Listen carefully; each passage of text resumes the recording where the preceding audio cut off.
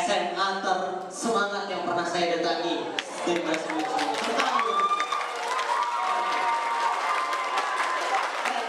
Saya suka semangatnya. Semoga kali ini kita mengikuti agenda sosialisasi kita dengan semangat sampai dengan akhir ya.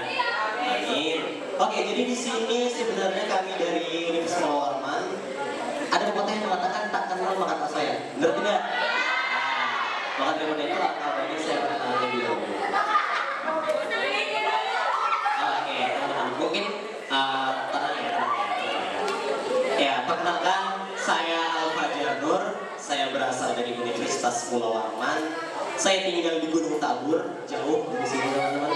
Saya tinggal di Gunung Tabur. Saya mahasiswa semester 4 Universitas Pulau Warman. Masih muda ya teman-teman.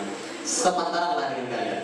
Jadi di sini kami membawa beberapa tim. Salah satunya ya tadi itu dari alumni sini. Ada yang kenal Kak Joki? Masya Allah, banyak fansnya. Jadi nanti Kak Joki juga mengisi salah satu materi kita. Materi kita yang dibahas terkait alur masuk, beasiswa, serta Universitas Pulau Warman sendiri. Mungkin diharapkan buat teman-teman nantinya ketika kita menjelaskan dimohon disimak secara baik-baik. Nanti di akhir bakal ada sesi tanya jawab. Teman-teman yang ingin bertanya mungkin disiapkan dulu pertanyaannya di akhir ya teman-teman semuanya ya.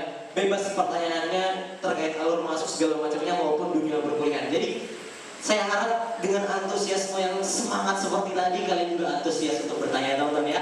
Oke, mungkin yang pertama bakal dijelaskan oleh kakak kita yang sangat cantik jelita terkait dengan alur masuk perguruan tinggi. Kepada Kak Dela saya persilakan.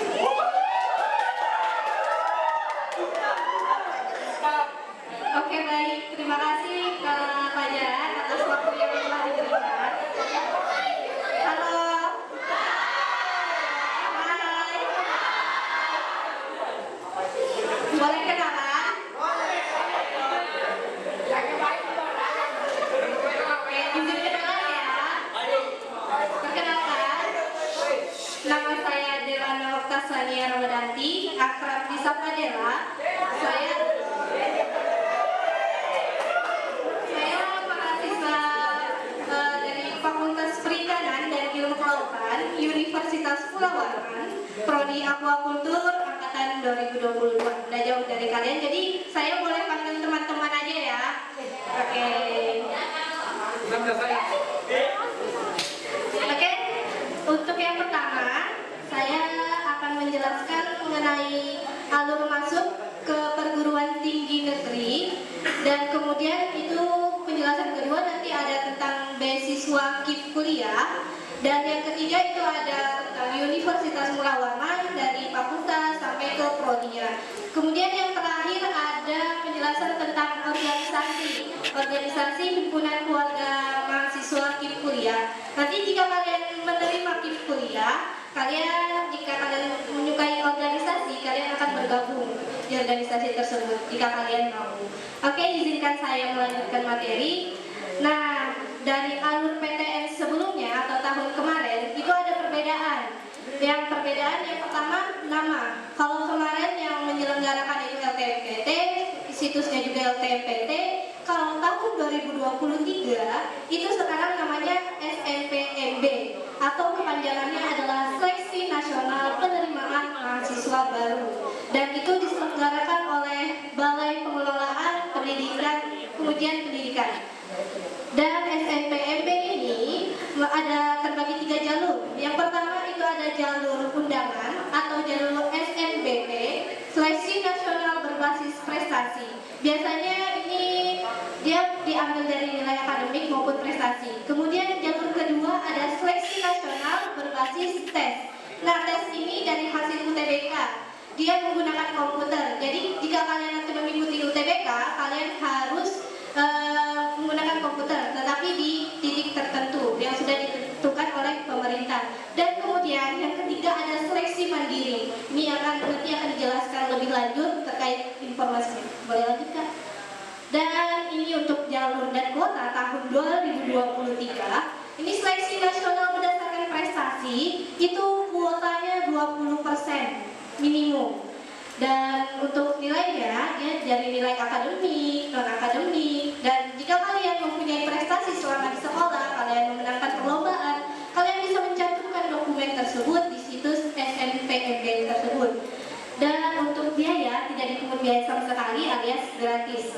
Dan kalau seperti tahun kemarin, jalur ini tuh namanya jalur SNMPTN atau jalur undangan.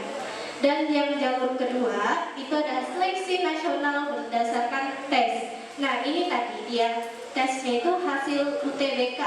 UTBK-nya itu seperti ujian, tetapi materinya itu berbeda. Dan untuk biaya, biasanya ini dipungut biaya per individu, per tes itu 200.000 per orang. Tetapi sebagai penerima calon beasiswa KIM kuliah, kalian akan digratiskan atau tidak dipungut biaya sama sekali. Dan untuk jalur mandiri nanti akan ada informasi lebih lanjut. Dan ini untuk timeline pengisian PDSS. Pengisian PDSS itu adalah pangkalan data sekolah dan siswa. Itu akan diisikan oleh pihak sekolah. Dan yang diisikan itu hanya siswa eligible saja atau yang terpilih. Kalau boleh tahu di sini udah pengumuman siswa eligible? Tapi sebelumnya sudah tahu siswa eligible itu apa? Oke. Ini untuk timeline-nya ya. Timeline-nya lumayan mepet, cuman sebulan aja. Dan untuk pendaftaran TBK dia hanya kurang lebih 2 minggu. Jadi gunakan waktu sebaik mungkin dan teliti dalam mengisi data, karena jika salah saja satu angka itu akan ribet untuk ngurusnya. Dan ini untuk persyaratan peserta SNBP tahun 2023. Dan untuk persyaratan sekolah SMA, MA atau SMK wajib mempunyai NPSN. Dan ini kalian bisa tanyakan ke pihak sekolah atau ke guru, atau jika kalian malu kalian bisa bertanya dengan teman atau mencarinya di situs internet. Kemudian untuk ketentuan akreditas, untuk SMA 12 kalau boleh tahu akreditas sekolahnya apa ya? Oke, berarti mempunyai kuota 40% terbaik dari sekolahnya. Dan untuk akreditas sekolah B, dia mempunyai 25% terbaik di sekolahnya. Untuk akreditas sekolah C, mereka mendapatkan akreditas 5% terbaik di sekolahnya dengan pertimbangan-pertimbangan tertentu. Dan untuk pengisian pangkalan data, seperti yang saya bilang, hanya siswa eligible saja yang diisikan oleh sekolah.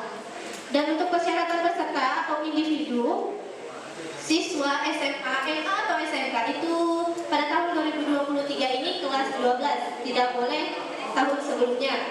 Dan mempunyai prestasi yang unggul atau nilainya stabil atau yang sangat meningkat setiap semesternya. Kemudian memiliki NISN dan terdaftar di PDSS. NISN ini harus teliti, jangan sampai salah satu angka saja. Itu banyak sekali kejadian tahun-tahun kemarin, karena salah satu saja angka mereka jadi tidak masuk ke perguruan tinggi negeri. Kemudian memiliki nilai raport dari semester 1 sampai semester 5. Kemudian di sini ada yang mau memilih program studi seni dan olahraga? Nggak ada ya. Jika ada perubahan pikiran, kalian wajib mengunggah portofolio atau dokumen pendukung. Dan untuk pilihan program studi, kalian bisa memilih maksimal 2 pilihan. Dan 2 pilihan itu, jika kalian memilih 2 pilihan, satu pilihan itu wajib ada PTN satu provinsi yang sama dengan SMA kalian. Misalnya kita di Kalimantan Timur nih, kita wajib memilih Universitas Gunawarman. Tapi itu opsi. Jika kalian memilih yang lain tidak boleh. Dan untuk kalian milih satu PTN saja, kalian bebas pilih dari Sabang sampai Merauke. Lanjut kan? Oh ya, tidak disarankan untuk lintas minat karena kemungkinan kecil kalian untuk masuk ke jurusan tersebut. Di sini kalau boleh tahu dari jurusan apa saja? IPS. Bahasa nggak ada ya? Dan ini untuk tahapan pendaftaran SNBP tahun 2023. Yang pertama itu ada tahap pengumuman kuota, yang kedua ada tahap pengumuman registrasi akun sekolah, tahap ketiga ada registrasi akun siswa, dan keempat ada yang lihat data untuk menentukan jumlah siswa eligible. Dan untuk tahap kelima, sekolah menentukan calon peserta eligible. Dan untuk keenam, pengisian pangkalan data sekolah dan siswa. Dan untuk tahap ke-7 itu pendaftaran SNBP. Biasanya itu tanggal atau bulan Februari. Kemudian untuk tahap ke-8 itu pilihan PTN dan program studi. Kemudian 9 ada pengunggahan portfolio. Kemudian 10 ada seleksi jalur SNBP. Nah, seleksi jalur ini biasanya tenggat waktunya 1 bulan. Dan untuk pengumuman SNBP itu ada di tanggal 28 Maret tahun 2023. Dan untuk daftar ulang biasanya itu dari PTN masing-masing yang menginformasikan lebih lanjut. Dan untuk timeline jadwal SNBP tahun 2023 atau seleksi nasional berdasarkan prestasi. Dan untuk pembuatan akun SNPMB itu sudah dimulai dari 16 Januari. Belum ya? Ini masih tanggal 13 ya? Oke. Dan kalian bisa simak secara sesama ya. Oke, selesai materi dari saya. Akan dilanjutkan dengan saudara saya.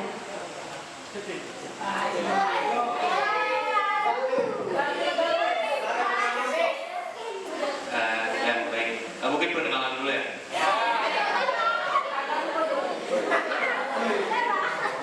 Ya baik, nama saya Abraham Yoge, mahasiswa Fakultas Teknik, program studi Teknik Elektro, angkatan 2021. Mungkin tadi yang tadi dibilang kakaknya, kalau tahun ini itu namanya beda, namanya seleksinya beda. Yang kemarin namanya SNMPTN, SBMPTN, jadi sekarang udah berubah. Yang tadi sudah dijelasin SNBP. Nah sekarang saya lanjut jelasin SNBT, seleksi nasional berbasis seleksi nasional berbasis kemudian ada penalaran matematika, literasi dalam bahasa Indonesia, dan literasi dalam bahasa Inggris. Jadi nanti teman-teman semua kalau memang mau daftar lewat jalur ini, ya kalian teman-teman semua harus ya mempelajari materi-materi ini. Karena tahun ini tesnya cuma 1 kali. Jadi kalau misal 1 kali gagal, ya kalian nggak mungkin bakal ikut UTBK lagi.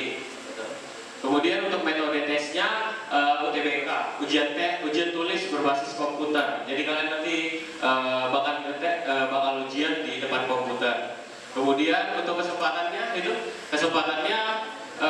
setiap peserta hanya diperbolehkan mengikuti satu tes yaitu sekali aja. Jadi kalian ya cuma sekali. Kalau misalnya kalian nggak mempergunakan waktu kalian untuk belajar untuk ikutin tes ini, ya kalian bakal nggak bisa masuk PTN yang kalian mau.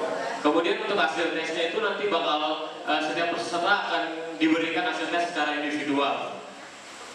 Kemudian untuk pelaksanaan tes sama seperti tahun lalu, yaitu ada 2 gelombang, 2 sesi dalam 1 hari. Nah, kemudian untuk persyaratan peserta UTBK 2023, yang pertama wajib memiliki akun SNPMB yang tadi dibilang Kak Dela. Kemudian siswa SMA, MA, SMK kelas 12 pada tahun 2023 atau peserta didik paket C tahun 2023 itu maksimal umur 25 tahun. Jadi misal kalau ada teman-teman yang umurnya sudah lebih dari 25 tahun nggak bisa ikut tes. Kemudian yang ketiga, lulusan SMA, SMA, SMK atau sederajat tahun 2021, dan 2023 atau lulusan paket C tahun 2021 dan 2022 umur maksimal 2023 seperti yang tadi. Dan tahun 2021 yang lulus tahun 2021 diperbolehkan untuk mengikuti tes lagi. Kemudian yang keempat, persyaratan peserta. Setiap peserta dari jurusan IPA, IPS ataupun bahasa diizinkan memilih prodi atau PTN yang tadi jadi boleh lintas minat, tapi tidak disarankan seperti dikatakan Kadela, tidak disarankan untuk memilih lintas prodi karena memang minim kemungkinan. Jadi itu.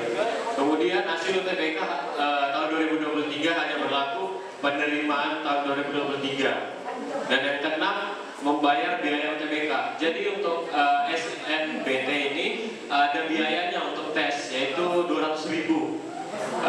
sama seperti tahun lalu. Nah ini untuk pembayarannya. Jadi untuk mekanisme pembayarannya itu nanti bakal diumumkan segera sama yang berwajib. Ini untuk materinya tadi, yang tadi sudah saya bilang untuk materi kalau mau ikut UTBK ini, jadi teman-teman semua harus belajar atau mempelajari materi-materi ini. Yang pertama tes potensial skolastik atau TPS.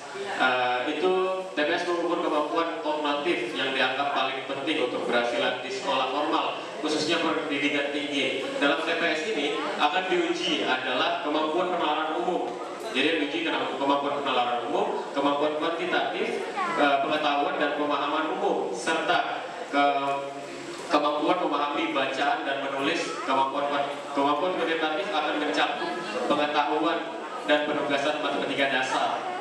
Jadi itu poin-poin yang teman-teman harus pelajari, yaitu ada kemampuan penalaran umum, kemampuan kuantitatif, pengetahuan dan pemahaman umum, dan lain-lain. Kemudian ada materi literasi dalam bahasa Indonesia dan bahasa Inggris, yaitu kemampuan untuk memahami, menggunakan, mengevaluasi, merefleksikan berbagai jenis tes untuk menyelesaikan masalah dan mengembangkan kapasitas individu sebagai warga Indonesia dan warga dunia agar dapat berkontribusi secara produktif kepada masyarakat. Jadi ini enggak, yang jelas ini bukan soal yang ada matematika kayak gitu, jelas. Kemudian ada penalaran matematika, itu mengukur kemampuan berpikir menggunakan konsep prosedur, fakta dan alat matematika untuk menyelesaikan masalah sehari-hari pada berbagai jenis konteks yang relevan untuk individu sebagai warga negara Indonesia dan warga dunia. Nah ini untuk tahapan pendaftaran UTBK SNBT-nya sendiri. Yang pertama itu teman-teman wajib registrasi akun SNPMB. Itu wajib. Untuk linknya itu https://2 portal snpmb.bppp.kemendikbud.go.id. Itu untuk link untuk registrasi akun SNPMB-nya. Kemudian itu teman-teman semuanya ketika login, kemudian memilih menu verifikasi dan validasi data. Nah, ketika itu teman-teman semua bisa verifikasi dan validasi data teman-temannya. Kemudian memilih menu pendaftaran UTBK SNBT. Kemudian memilih program studi. Kemudian mengunggah portofolio, memilih pusat UTBK atau PTN, dan memperoleh slip pembayaran UTBK yang tadi 200.000. Kemudian lembaga dan mekanisme pembayarannya itu akan diumumkan segera untuk pembayaran UTBK-nya. Kemudian teman-teman melakukan login kembali ke link yang tadi. Kemudian teman-teman semuanya ketika bisa login, teman-teman bisa mengunduh kartu peserta UTBK untuk mengikuti UTBK atau ujian tes berbasis komputer. Nah, ketika sudah mengunduh dan teman-teman semua bisa mengikuti UTBK. Nah, catatan yang pertama, siswa SMA, MK atau SMK sederajat lulusan tahun 2021-2022 wajib membawa ijazah. Jadi wajib membawa ijazah. Dan memang kalau misal belum ada ijazah, nanti ada mungkin surat yang ada dari SMA yang bisa melampirkan. Kemudian siswa SMA, MA, SMK sederajat lulusan tahun 2003 membawa surat keterangan identitas pelajar dari sekolah. Sekurang-kurangnya memuat informasi jati diri, foto berwarna terbaru yang bersangkutan dengan ditandatangani oleh kepala sekolah dan dibubuhi cap stempel yang sah, sama seperti tahun lalu juga seperti ini. Kemudian bagi peserta yang tunanetra atau low vision harus menyertakan surat keterangan dari kepala sekolah. Sama untuk kebijakannya sama seperti tahun lalu. Ini untuk lokasinya ada di 7 74 pusat ada di 74 pusat UTBK PTN. Nah, untuk UTBK-nya sendiri sama seperti tahun lalu juga ada 2 gelombang. Ya, satu hari ada dua sesi, ya sesi pagi sama sesi siang, ya seperti itu. Nah, ini untuk timeline waktu pelaksanaan UTBK-nya sendiri. Bisa dilihat di layar untuk timeline waktu UTBK-nya sendiri. Jadi ada dua sesi pagi sama siang, dan ada dipilah untuk tes-tesnya seperti yang ada di layar tadi. Nah, untuk persyaratan pesertanya yang pertama seperti yang tadi dibilang, sama wajib memiliki ijazah. Kalau memang nggak ada ijazah, bisa membawa surat keterangan yang sesuai. Kemudian memiliki nilai UTBK 2023. Kemudian memiliki kesehatan yang memadai sehingga tidak mengganggu kelancaran proses studi. Yang keempat, yang selanjutnya, bagi peserta yang tadi dibilang adalah untuk peserta yang mengambil program studi yang seni ataupun olahraga, wajib melampirkan portofolio yang berhubungan dengan program studi yang akan diambil. Misal seni, ya dilampirkan portofolio seperti karya-karyanya. Kemudian siswa diperbolehkan memilih dua program studi pada satu PTN atau masing-masing satu prodi dan 2 PTN, sama seperti tahun lalu. Jadi satu program studi dan satu PTN wajib di daerah provinsi kalian, satunya terserah kalian. Nah, untuk jadwal UTBK-nya sendiri ini, untuk pendaftaran UTBK-nya tanggal 23 Maret sampai 14 Maret. Untuk pelaksanaan UTBK gelombang 1 tanggal 8 sampai 14 Mei. Untuk pelaksanaan UTBK gelombang 2 22 sampai 28 Mei. Untuk pengumumannya tanggal 20 Juni. Nah, bagi peserta pelamar beasiswa KIP kuliah, siswa itu berdaftar dari keluarga kurang mampu secara ekonomi dan dapat mengajukan biaya pendidikan skema kartu Indonesia Pintar Kuliah atau KIP kuliah. Jadi teman-teman semua bisa mencari informasi lebih detailnya lagi terkait KIP kuliah itu bisa di laman http://kip-kuliah.kemendikbud.go.id. Nah, ini untuk media sosial resmi dari akun SNPMB-nya. Jadi teman-teman semua kalau mau cari informasi tentang tes masuknya, kan memang ini berubah dari tahun lalu, bisa dihubungi atau dicek di media sosial masing-masing. Ya, mungkin penjelasan terkait jalur tes masuk UTBK SNBT-nya segitu aja. Mungkin saya balikan ke Fatin.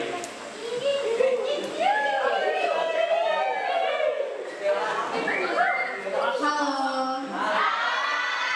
Sebelumnya masih pada semangat gak nih?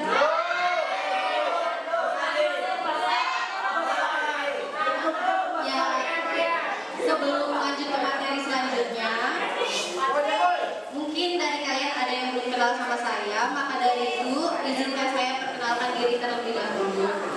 Perkenalkan, nama saya Fatima Tardiara dari Fakultas Ekonomi dan Bisnis, Prodi Ekonomi Pembangunan.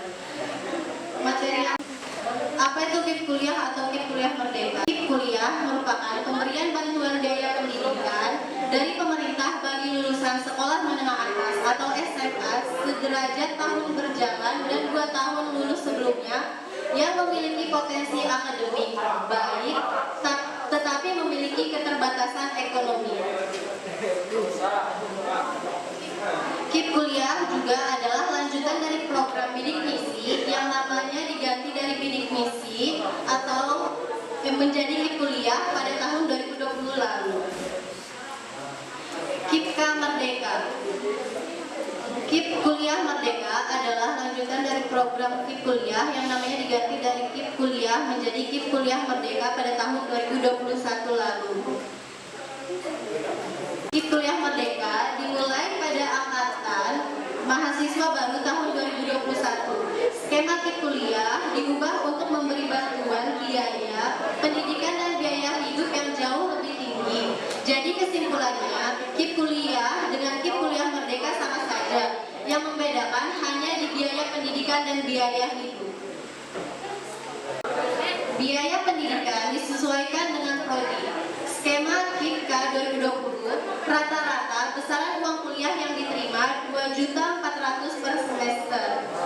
Skema KIPKA 2021 dan 2022. Prodi berakreditasi A maksimal menerima 12 juta. Prodi berakreditasi B maksimal 4 juta rupiah dan prodi berakreditasi C maksimal 2.400.000. Selanjutnya, biaya hidup disesuaikan dengan indeks harga daerah. Skema KIPKA 2020, biaya hidup yang diterima Rp700 per bulan disamakan semua daerah di Indonesia. Skema KIPKA 2021 dan 2022, biaya hidup dibagi menjadi 5 klaster daerah. Daerah klaster pertama menerima Rp800.000. Daerah klaster kedua menerima Rp950.000. Daerah klaster ketiga menerima Rp1.100.000. Daerah klaster keempat menerima Rp1.250.000 dan daerah klaster kelima menerima Rp1.400.000. Prioritas penerima KIPKA. Yang pertama, mahasiswa pemegang kartu mahasiswa pemegang kartu Indonesia Pintar atau KIP. Selanjutnya, mahasiswa dari keluarga miskin atau peserta PKH, pemegang KKS, panti asuhan sosial, dan terdata di DTKS. Selanjutnya, mahasiswa dengan keterbatasan akses atau afirmasi, termasuk mahasiswa disabilitas. Mahasiswa dengan kondisi khusus karena bencana alam atau lainnya. Selanjutnya akan dibahas oleh Kak Fajar. Halo. Ya. Ayo kita bangun lagi semangatnya. Yang tidur boleh bangun dulu, yang tidur boleh bangun dulu. Mungkin yang ngadap ke samping boleh ngadap ke depan dulu karena ini pembahasan yang cukup serius. Mengingat ini kan adalah program beasiswa, teman-teman. Ini kan pembahasan tentang beasiswa ya. Ini karena pembahasan beasiswa ini seperti kakaknya ini, Kak Jogi, dia gratis kuliahnya gara-gara apa? Kuliah. Kuliahnya gratis baru dapat bantuan kan Kak? 6.600.000 per semesternya. Kurang apa tuh?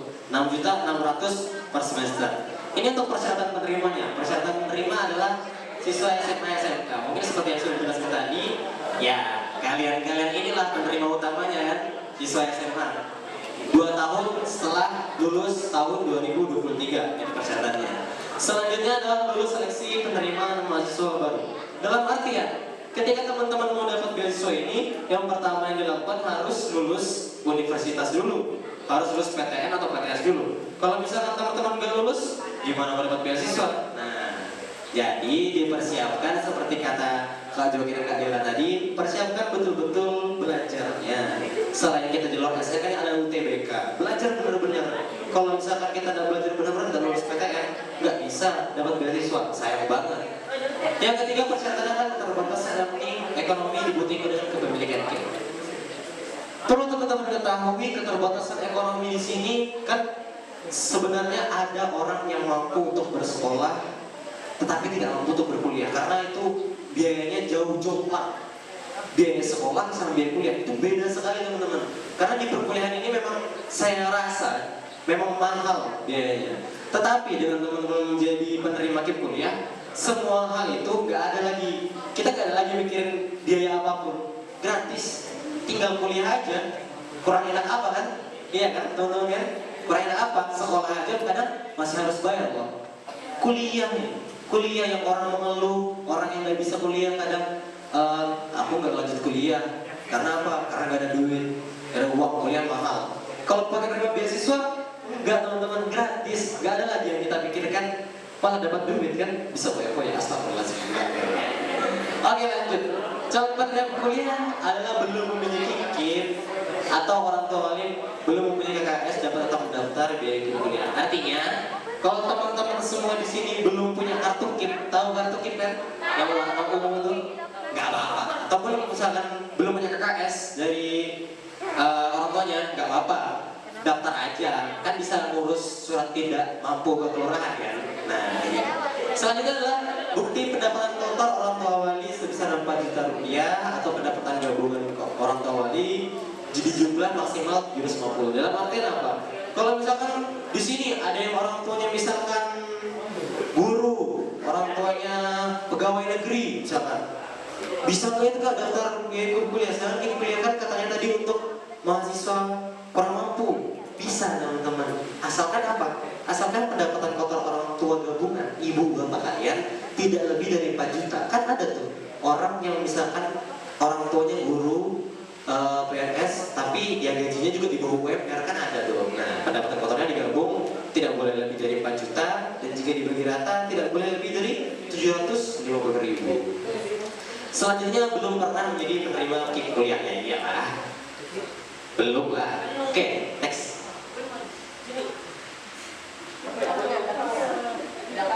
Oke, ini adalah keunggulan dari KIP kuliah. Keunggulan dari KIP kuliah itu di sini ada 4 sebenarnya teman. Kalau saya rasa ini sudah banyak sekali. Yang pertama itu pembebasan biaya pendaftaran seleksi masuk perguruan tinggi. Dalam artian kalau SNBP tadi kan nggak bayar ya, itu kan dari pusat langsung yang bayar dari pemerintah yang di undangan, itu nggak bayar sama sekali. Selanjutnya yang dijelaskan oleh Kak Joget tadi kan, ada bilangnya itu bayar 200.000 kan untuk biaya tes. Itu kalau teman-teman jadi penerima KIP kuliah, nggak ada bayar, gratis. Ngapain kita bayar 200.000? Orang tinggal tes. Jadi kita tinggal, kalau saya dulu tinggal ke Samarinda, ke Unmul, tinggal tes. Selesai tes, lolos kuliah. Tahu-tahu dapat duit. Nah, kayak gitu teman-teman. Oke, lanjut pembiasaan biaya kuliah pendidikan diberikan langsung perguruan tinggi. Oke, di sini di poin kedua ini artinya sudah jelas. Teman-teman tahu namanya SPP nggak? Nah, gitu. UKT juga begitu. Kalau di perkuliahan kan namanya UKT, uang kuliah tunggal. Artinya kita harus bayar per semesternya. Biasa per semester itu paling mahal. Paling mahal itu ada yang sampai 12 juta gitu. Bayar kuliah 1 semester doang, 6 bulan doang, sampai 12 juta. Tapi kalau teman-teman penerima KIP kuliah, gratis, nggak ada bayar-bayar. Tuh, seenak ini loh kalau kalian menjadi penerima KIP kuliah dan dapat lagi duitnya. Selanjutnya adalah ujian berbasis komputer yang saya sebutkan tadi, kalau tes nggak bayar. Keempat, biaya bantuan hidup mulai tahun akademik 2023-2024 dibayarkan oleh Puslavdi. Artinya kalian dapat bantuan biaya hidup 6.600.000 per semester, atau bisa kita dan sederhanakan 1,1 juta per bulan. Di mana lagi kita sekolah, kita kuliah, belajar dapat 1,1 juta per bulan. Cuma di KIP kuliah ini aja teman-teman. Alhamdulillahnya seperti itu. Kalau tahun-tahun sebelumnya itu dapat cuma 4.200.000, bahkan ada yang dapat 2.400.000. Tapi alhamdulillah ini kesempatan bagi teman-teman semua. Biaya bantuan pendidikan kita itu sudah dinaikkan oleh pemerintah. Dalam artian pemerintah ini memperhatikan pendidikan kita semua gitu loh. Mereka memberikan bantuan biaya pendidikan sekaligus memberikan kita saku 6.600.000. Kurang baik apa coba? Tuh loh, Masya Allahnya. Oke, lanjut. Oke, ini untuk jangka waktu pemberian KIP kuliah. Jangka waktu pemberian KIP kuliah sendiri di sini ada 4. Yang pertama ada sarjana atau S1 yang biasa kita kenal dengan S1, 8 semester. Selanjutnya ada diploma 4 atau D4, minimal 8 semester maksimal. Selanjutnya adalah diploma 3 maksimal 6 semester, dan yang terakhir adalah diploma 2 semester. Perlu saya tekankan, KIP kuliah ini membayarkan biaya bantuan kalian dari semester 1 sampai semester 8. Itu sudah waktu yang ideal buat teman-teman semua lulus. 4 tahun itu adalah waktu yang ideal untuk teman-teman lulus. Ada kok yang lulus cepat 3,5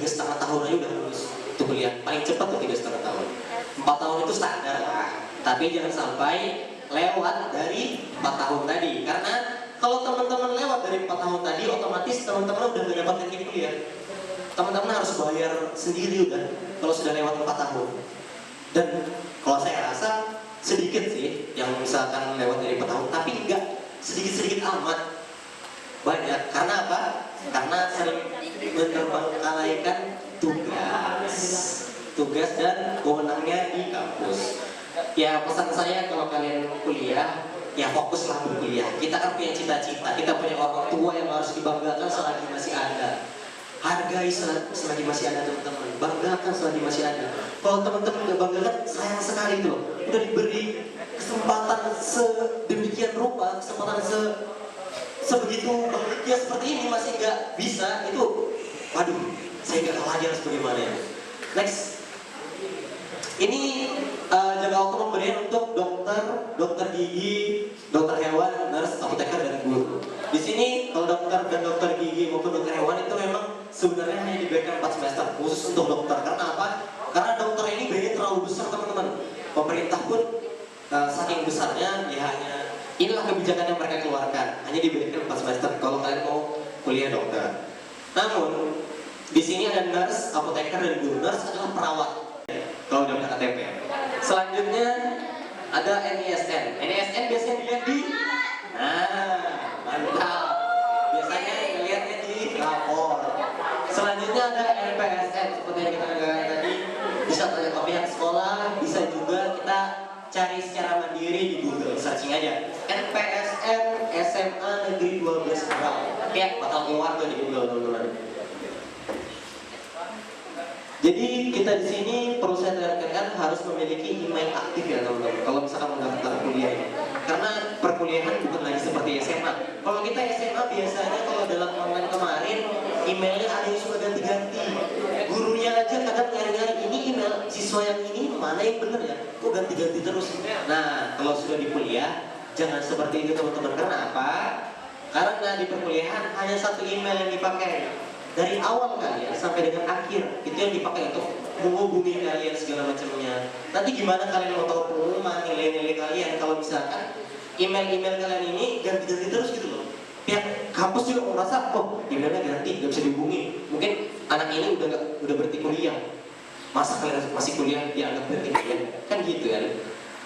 Next, untuk daftar, setelah daftar nanti bakal ada email yang masuk yaitu tentang nomor pendaftaran dan kode akses. Nanti teman-teman lihat aja di email, nanti itu bakal ada nomor pendaftaran ataupun kode akses yang masuk di email. Kalau perlu di SS supaya tidak hilang.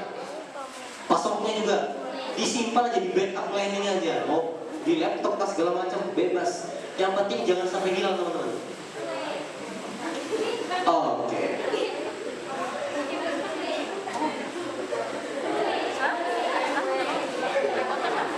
Oke, mungkin sebenarnya untuk daftar kuliah itu seperti itu aja teman-teman. Cukup simpel tapi juga tricky karena ada beberapa tahap. Yang pertama tahap di kuliah Kemendikbud yaitu 1 Indonesia untuk teman-teman daftar peluang lolos. Yang kedua adalah daftar PTN. Perlu teman-teman ketahui ketika kita mau daftar perkuliahan, saya sarankan ketika teman-teman pengen daftar perkuliahan, terlebih dahulu teman-teman daftar akun KIP kuliah dulu. Beasiswa dulu yang kita amankan, baru selanjutnya kita daftar kuliah. Karena kalau teman-teman udah amankan dulu beasiswanya, waduh, takutnya itu nggak terdata beasiswanya, langsung keterima kuliah aja tiba-tiba, nggak tanpa beasiswa. Sepengalaman saya seperti itu, karena ada beberapa kasus teman-teman kita yang di Sekolah Warman ketika dulu dia mendaftar kuliah dulu kan, dia mendaftar jalur misalkan jalur undangan, dia mendaftar di jalur undangannya, dia menunggu-nunggu sampai dengan dia lolos jalur undangan baru dia daftar KIP kuliah. Wah itu namanya salah banget teman-teman, salah banget. Karena kalau seperti itu sudah tidak tercatat sebagai penerima KIP kuliah. Tetapi ketika teman-teman mendaftar KIP kuliah dulu, selesaikan KIP kuliahnya, baru daftarnya bersamaan dengan daftar kuliah. Nah, itu tercatat sebagai penerima KIP kuliah. Jadi biayanya gratis, gak usah bayar. Seperti saya tadi, ujuk-ujuk datang kampus, ujuk-ujuk sekolah tiba-tiba dapat duit. Nah, kayak gitu. Kan enak ya. Apalagi dan juga persyaratannya untuk yang kuliah sendiri tidak ada standar nilai yang harus dicapai. Kalau di SMA paling tinggi berapa? Nilainya paling tinggi berapa kalau SMA? 100. Nah, paling tinggi 100. Nah, KKM biasanya berapa KKM? 78. Oh ya. Oke, 78. Ya. Oke, 78 di 9. Nah, itu teman-teman. Ada di kuliah juga ada standar-standar seperti itu. Standar mungkin kuliah sendiri minimal itu 2,5 IPK. Teman-teman masuk 2,5 IPK itu udah namanya 2,5 itu kalau dalam SMA 50. Kalau 100-nya 4. 4 itu udah 100 kalau di kuliah. Jadi kalau IPK teman-teman 4 itu udah wah luar biasa banget itu. Udah 4 itu udah sempurna nilainya. Tapi kalau teman-teman 25 itu udah nilai merah, teman-teman namanya nilai merah. Bakal dicabut di kuliahnya kalau teman-teman nggak mencakupi persyaratan dari 2,5 tadi. Karena kita sudah berkuliah dengan enak, bantuan pendidikan gratis, bantuan biaya hidup juga gratis, dibayarkan pemerintah. Kurang apa kan? Ya udah kita kuliah aja juga untuk nilainya. Saya harap itu aja ya. Saya harap itu dari teman-teman yang mau berkuliah. Semangat buat kalian berkuliah. Selanjutnya bakal dijelaskan oleh rekan saya. Terima kasih.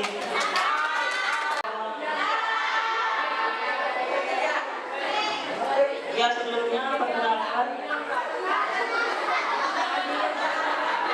Udah pada kenal kah? Ya baik. Perkenalkan, nama saya Nurani. Saya mahasiswa Fakultas Hukum Universitas Muhammad Warman. Angkatan 2021. Baik, saya akan membawakan materi tentang perkenalan Universitas Muhammad Warman serta jurusan yang ada di dalamnya. Jadi Universitas Muhammad Warman ini memiliki 14 fakultas. Yang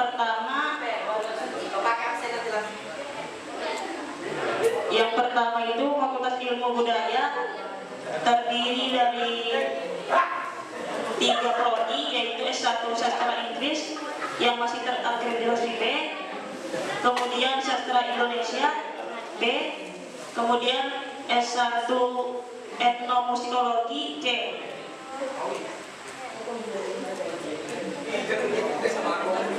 Kemudian Fakultas Matematika dan Ilmu Pengetahuan Alam.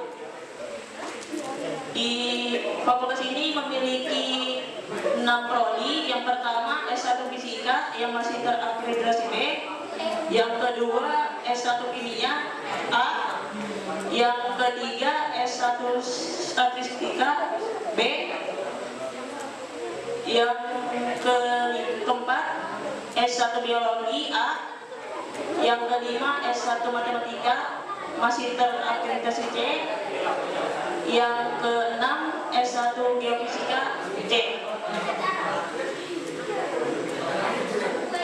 Kemudian Fakultas Ilmu Sosial dan Politik.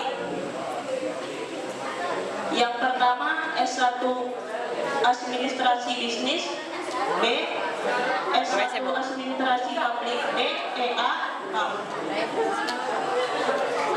S1 Hubungan Internasionalnya B, S1 Ilmu Pemerintahannya B, S1 Pemerintah Integratifnya B, S1 Pembangunan Sosialnya B, kemudian S1 Ilmu Komunikasinya B, kemudian S1 Psikologinya masih B.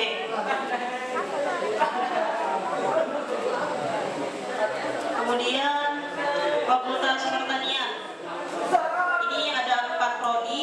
Yang pertama S1 Agroekonomi Teknologi B, yang kedua S1 Agribisnisnya masih B atau Sostek Pertanian, yang ketiga S1 Peternakan, yang keempat S1 Hasil Peternakannya masih B. Kemudian Fakultas Ekonomi dan Bisnis. Ini ada 4 prodi teman-teman. Yang pertama S1 akuntansinya A, kemudian S1 manajemennya masih interaksi A, udah A, bagus. Kemudian S1 ekonomi syariahnya B, C.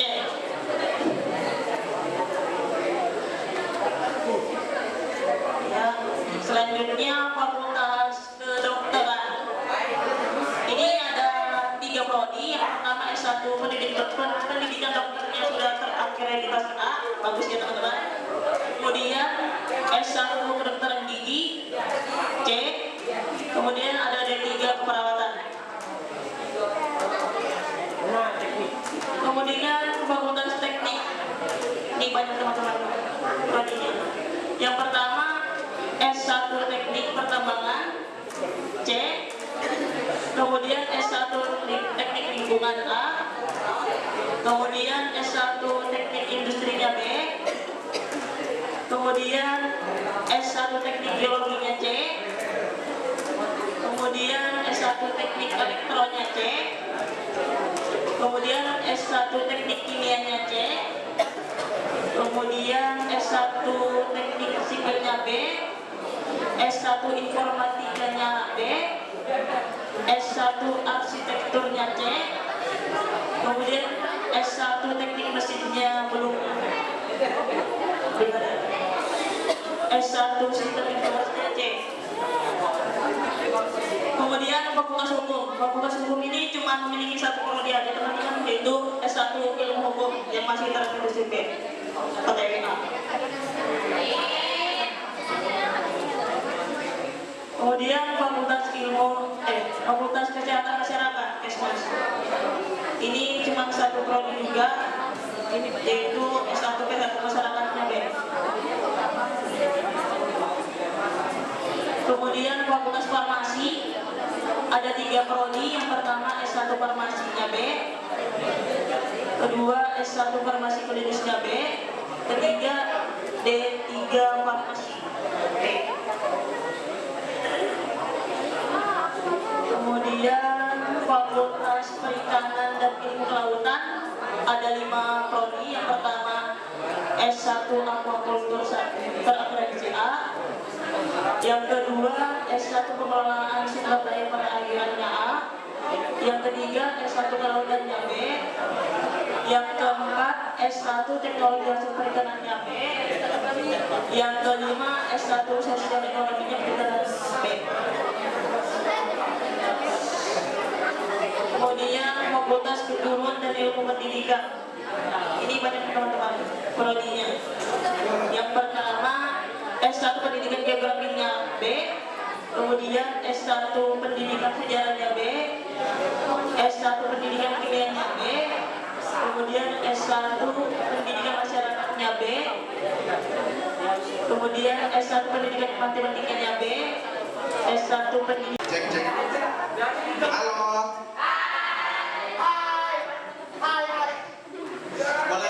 Boleh tahu ada jargonnya kan untuk SMA 12? Ada ya? Gimana tuh? Coba dicontohkan. Ada yang ini bisa contohkan? Gimana?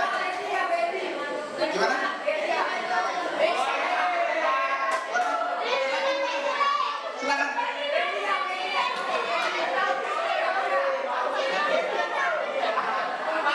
Oke, jadi kita kelari dulu sebelumnya karena kita mau masuk ke materi yang terakhir. Jadi gimana tadi? SMA 12. Jadi nanti kakak ngomongnya SMA 12, kalian pakai kelari dulu ya. SMA 12.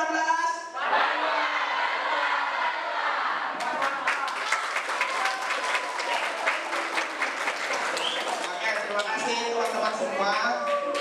Izinkan saya memperkenalkan diri saya terlebih dahulu. Perkenalkan nama kakak Aditya Alif Rahman, biasa dipanggil Adit. Salam kenal semua.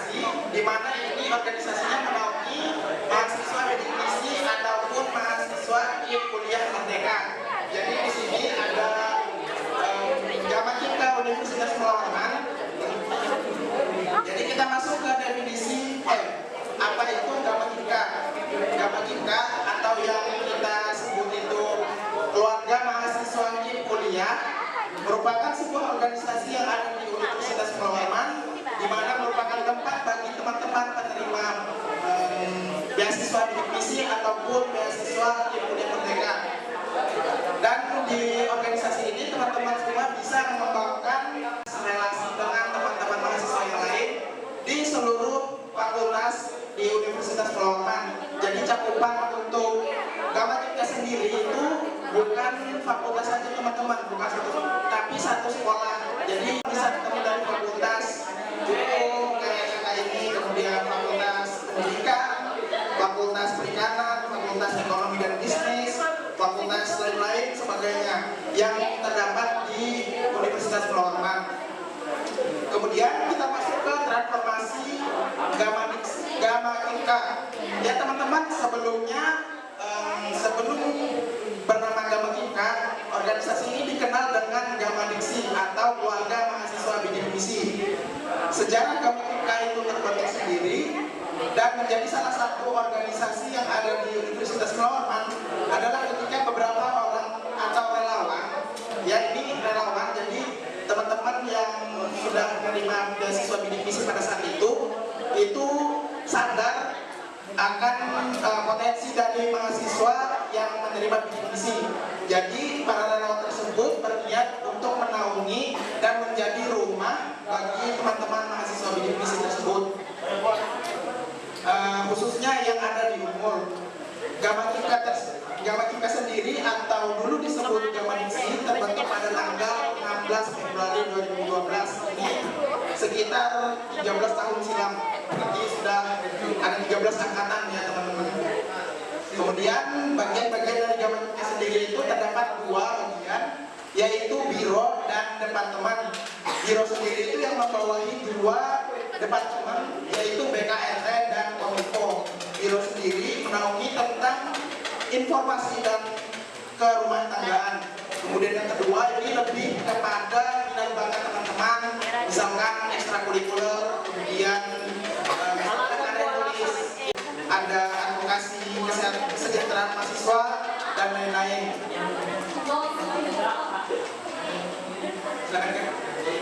Kita masuk ke biro dan departemen. Yang pertama ini ada biro BKRT. BKRT sendiri itu biro kesejahteraan dan administrasi rumah tangga. Itu bertugas untuk mengurus sekre atau kalau di OSIS itu disebutnya kayak long OSIS gitu. Jadi sekre itu nanti diurus sama teman-teman dari seluruh pengurus Gama Kimka sendiri. Kemudian dia juga bertugas membuat arsip dan data-data yang terdapat di sekre Gama Kimka.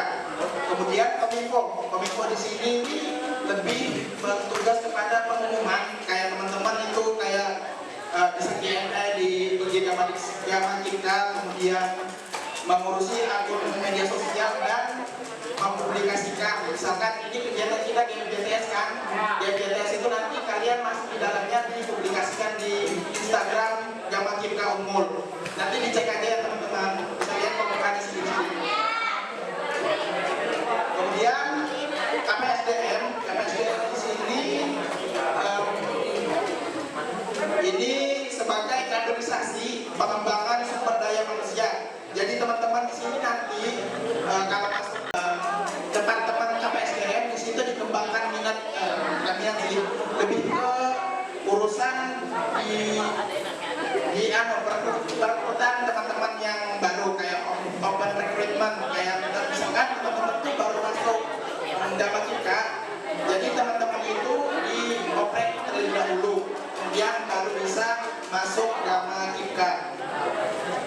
Kemudian di Akesma di sini bergerak di bidang advokasi mengenai kesejahteraan mahasiswa bidik misi dan Kimka sendiri. Jadi teman-teman misalkan ada kendala atau misalkan kalian misalnya mau nanya sesuatu nih tentang pengisian KRS, pengisian lain-lain sebagainya, itu kalian bisa teman-teman tanyakan ke departemen Akesma. Jadi di sini kita punya ketuanya, Kak Alfa Jenur itu sebagai ketua dari advokasi kesehatan kesejahteraan mahasiswa. Jadi ini, dan kalau misalkan kalian mau tanya-tanya silahkan yang berhubungan dengan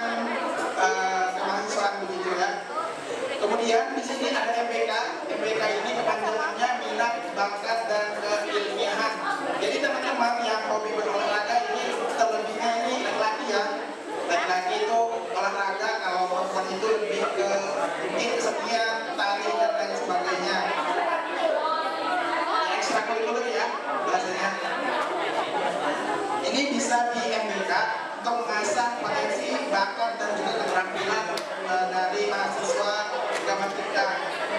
Kemudian kalian kalau misalkan kalian kalau contohnya itu ada kakak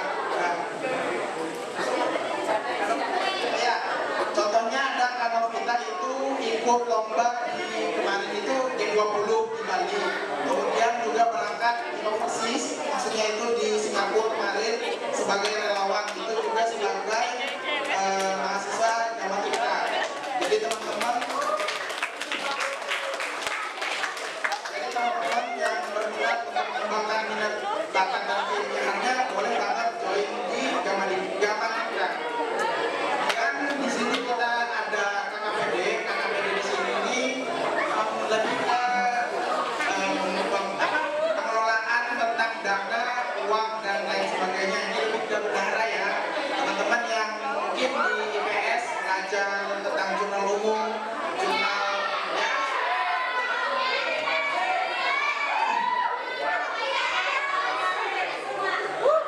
mungkin teman-teman yang ahli banget ya di bidang asuransi dan manajemen keuangan boleh banget join di KKPD. Kemudian sosum di sini sosial dan hubungan masyarakat. Jadi teman-teman ini sebelum masuk ke SMA ini kita perlu adanya mediasi dengan pihak sekolah, pihak kesiswaan. Jadi kita itu bernegosiasi gitu, kita lebih mengembangkan skill negosiasi kita dengan orang lain, lebih kita menimbulkan rasa simpati terhadap orang lain. Kemudian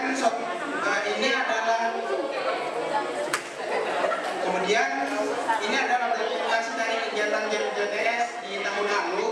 Ini bisa dilihat sendiri ya. Ini ada SMA Negeri 1 Rantopulu. Kemudian ini banyak ini ya teman-teman. Boleh kok dilihat.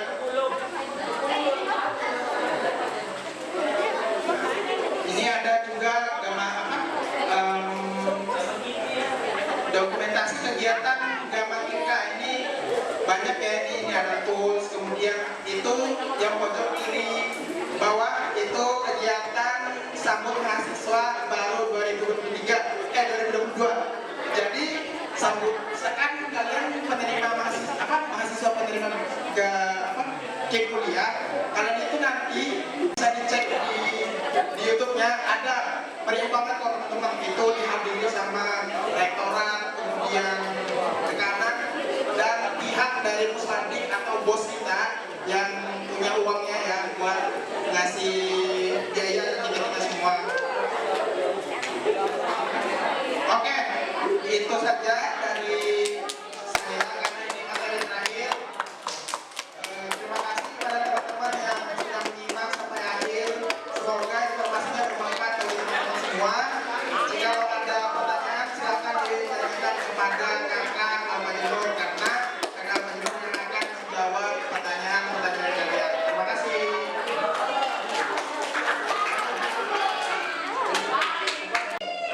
Perkenalkan, nama saya Yulita dari kelas 12 IPS 2. Saya mau nanya nih Kak, misalnya kita ujian UTBK tes itu, misalnya kita nggak sempat lulus, maksudnya nggak sempat waktunya itu kan kita nggak lulus atau enggak?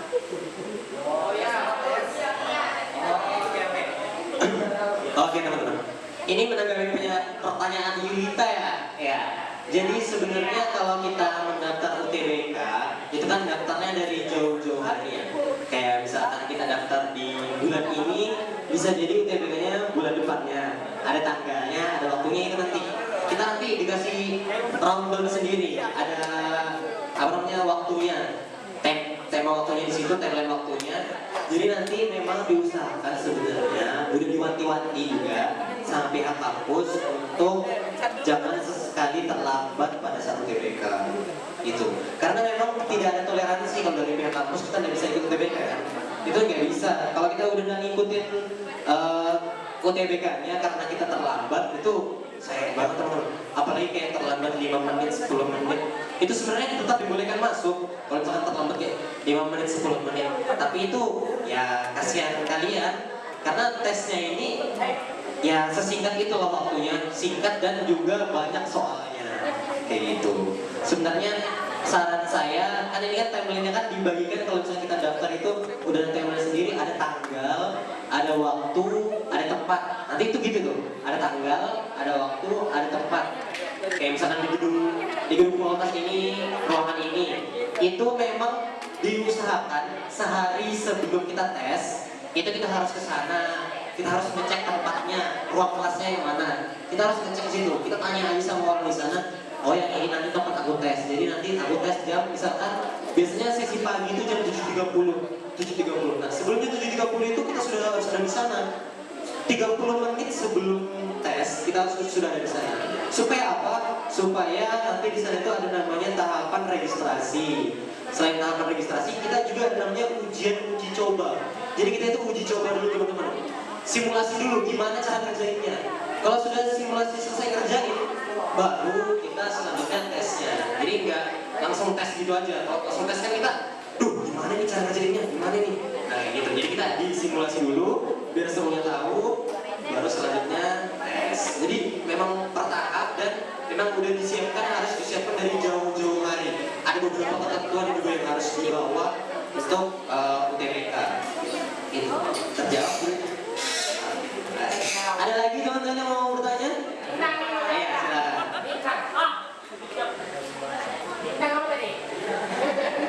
silakan. Ya, perkenalkan nama saya Hendra Saputra dari kelas 12 B1.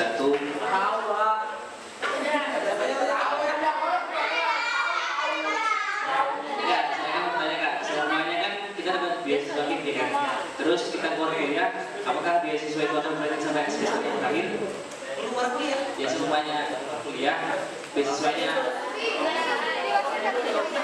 Ya, Anda ini berhenti ya? Oh iya. Ya, sama aja kalau sekolah. Misalkan kalian sekolah, jawabannya gini, kalian sekolah, dapat beasiswa dari sekolah. Tahu-tahu kalian di luar sekolah, masih dihubungin sekolah nggak? Nggak kan? Sama Anda.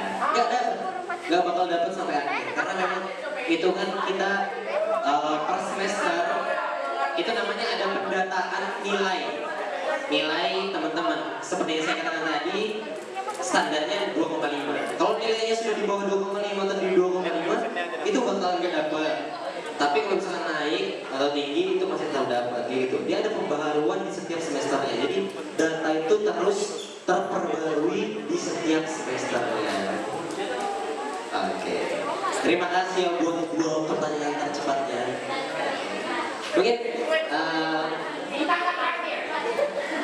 Mungkin ya sekali lagi deh, satu lagi deh pertanyaan. Ada yang mau nanya? Iya, silakan. Nggak apa dua-duanya, nggak apa. Yang ini dulu ya.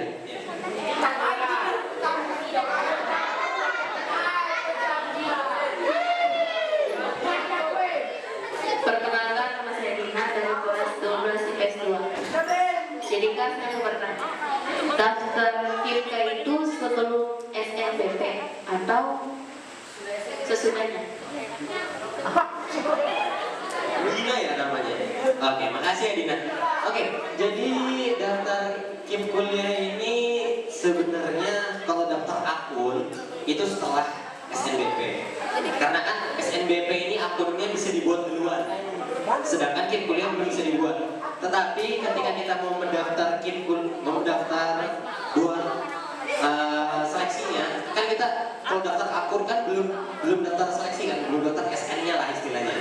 Itu sebelum kita daftar SN, daftar KIP kuliah dulu. Kalau pembuatan akunnya ya, pembuatan akun beda dengan pendaftaran seleksi masuk. Beda kan? Buat akun sama seleksi masuk itu beda ya. Perlu digarisbawahi. Pertama, bikin akun dulu, akun SNBP. Setelah bikin akun SNBP, nanti ada info KIP kuliah ini bakal dibuka, bikin akun KIP kuliah. Setelah selesai tuh, bikin akun KIP kuliah kan, nanti ada namanya timeline buat sudah bisa mendaftar SNBP.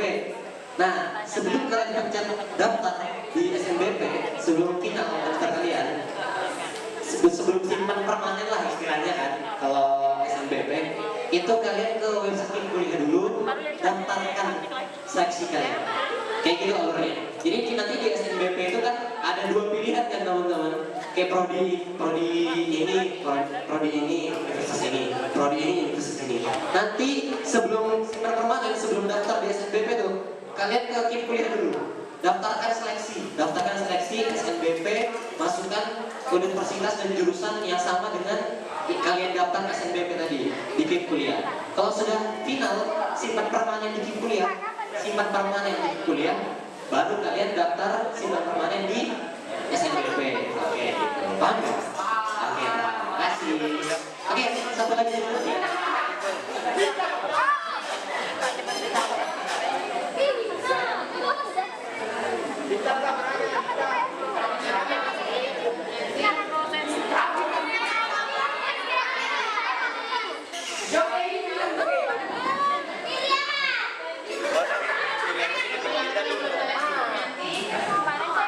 Saya ingin bertanya,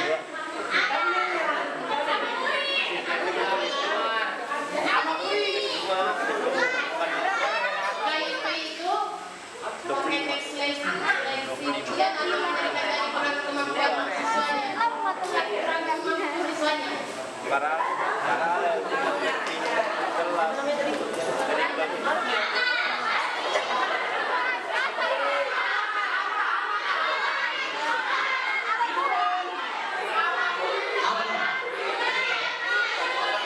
Oke, menjawab pertanyaannya tadi ya, KIP kuliah ini berdasarkan seleksi tes atau kurang mampu siswanya. Oke, itu sebenarnya KIP kuliah tidak ada seleksi tes.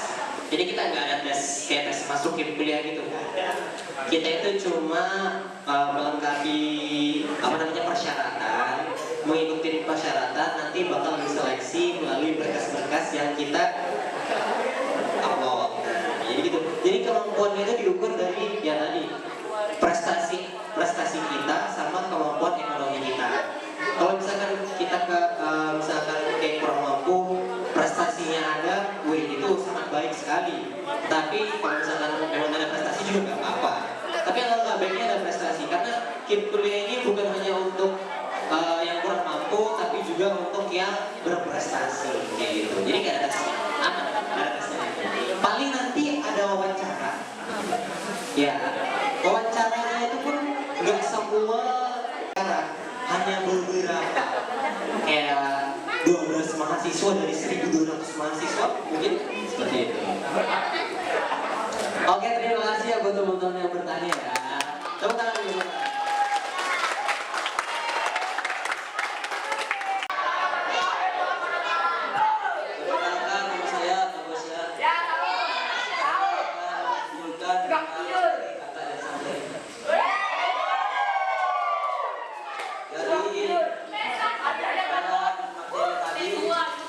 Bahwa bisa kita kuliah tanpa bayar uang sendiri.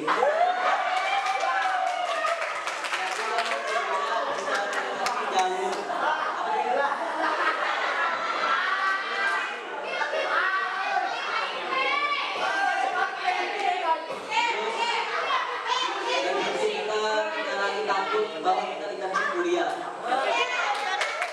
Semua orang bisa dari maunya aja.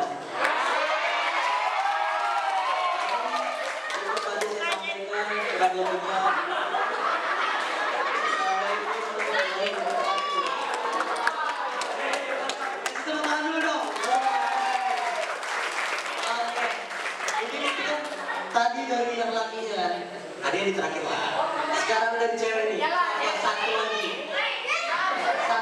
aja. Tuh, kayak tadi, saya. Nah, berani keren nih, sama mahasiswa. Siapa yang baik? Gak apa-apa, bebas aja.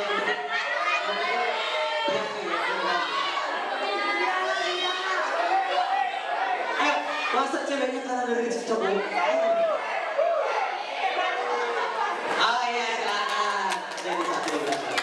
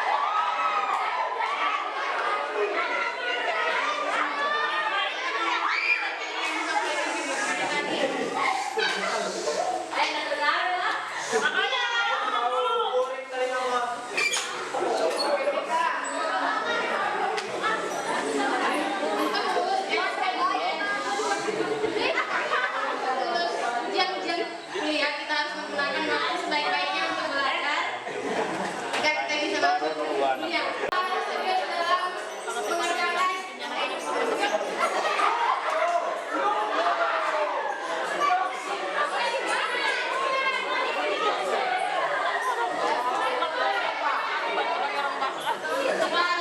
rajin-rajin mengerjakan latihan soal untuk bisa menyelesaikan soal-soal.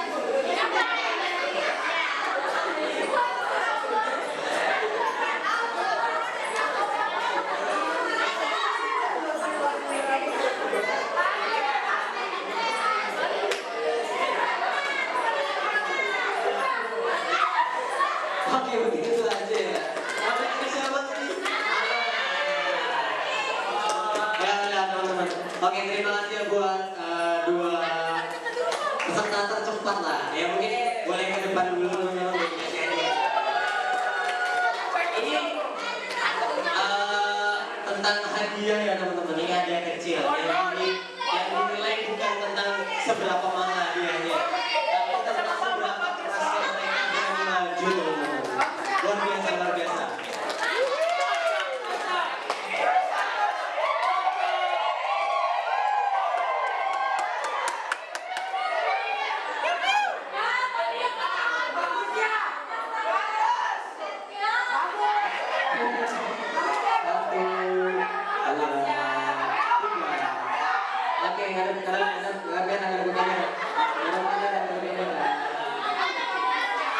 Satu, dua,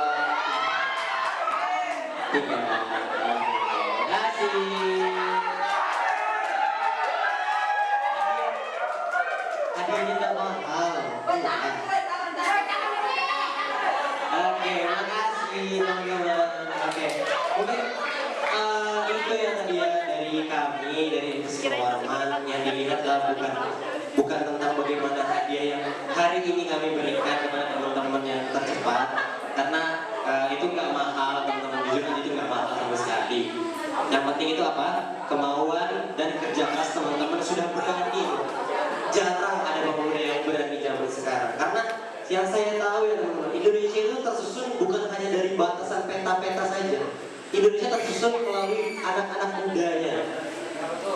Ya, anak muda seperti kalian inilah rebahan itu secukupnya, berjuang setelahnya. Nah, kayak gitu. Usia itu terlalu ringkas teman-teman untuk kita lewatkan tanpa melakukan perubahan.